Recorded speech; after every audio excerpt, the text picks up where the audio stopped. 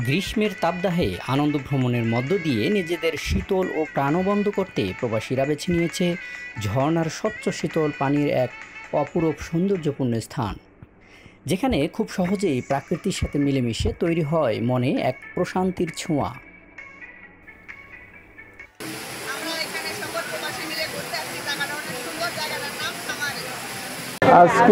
আজকের এই আয়োজন বাংলাদেশ আওয়ামী লীগ কেন্দ্রীয় কমিটির পক্ষ থেকে এই আয়োজনে আমরা আনন্দিত, গর্বিত। আমি প্রথমেই সালাম জানাচ্ছি লাল সবুজের পতাকা, বাংলাদেশের যে ঐতিহ্য, সেই ঐতিহ্যকে রক্ষা করার জন্য এবং দেশ ও দেশের বাইরে এই বাংলাদেশকে পরিচিত করার জন্য আমাদের এখানে আসা। আমাদের কর্মব্যবস্থা আমরা অক্লান্ত পরিশ্রমের মধ্যে দিয়েও আমরা এই প্রবাসীতে ক্লান্তময় জন্য আমরা এখানে আসা এবং আনন্দ ভোগ করা এবং বাংলাদেশকে বিশ্বের মানচিত্রে পরিচয় করা আমাদের কর্তব্য এবং দায়িত্ব।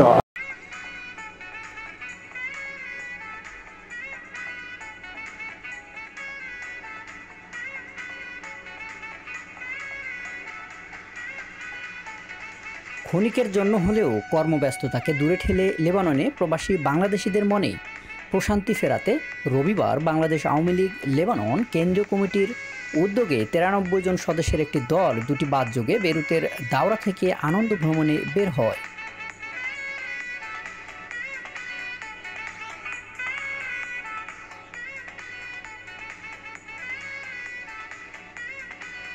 নাচ গানের সাংস্কৃতিক চিত্তবিনোদন, খেলাধুলা, সুইমিং পুলে সাঁতার কাটা, মেয়েদের আকর্ষণীয় বালিশ খেলা এবং পিকনিকের শেষ অংশে সুস্বাদু খাবার পরিবেশন কোনো অংশেই যেন কমতি রাখেনি আয়োজক কমিটি।